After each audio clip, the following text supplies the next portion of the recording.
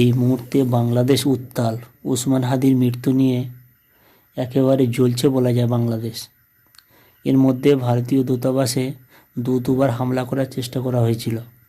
জানি না আবার চেষ্টা তারা করবে কি না, যেহেতু তারা বারবার বলছে ভারত হাদির খুনিদের ফেরত দিক। ভারত নাকি এই কাণ্ড ঘটিয়েছে। ভারত কেন এগুলি করতে যাবে?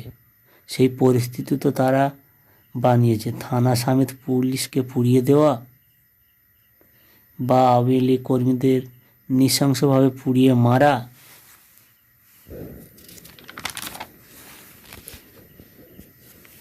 বর্তমান সরকারের বিরুদ্ধে কথা বললে সংবাদ দিক থেকে সাধারণ মানুষদের জেলে ভরা, এইগুলি তো মানুষের মধ্যে ক্ষোভ তৈরি করেছে।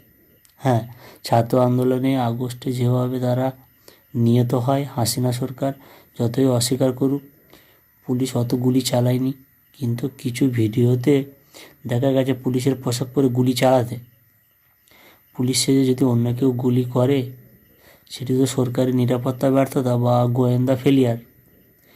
আওয়ামী লীগ বাংলাদেশের স্বাধীনতা সংগ্রামী দল, তার বাদ দিয়ে নির্বাচন হচ্ছে। তাহলে আওয়ামী লীগের সমর্থকরা কিভাবে মেনে নেবে? এটাই তো সিরিয়ার মতো গৃহযুদ্ধের সূচনা। যে কোনো দেশের কোনো রাজনৈতিক দলকে বাদ দিয়ে নির্বাচন কি সম্ভব? যে ভুল জামাতকে বাদ দিয়ে নির্বাচন আওয়ামী লীগ করেছিল, সেই ভুল আবার ইউনূস সরকার করতে যাচ্ছে। আর শেখ হাসিনার ফাঁসির বিষয় তো সবাই জানে, সেটি আর নাই বললাম।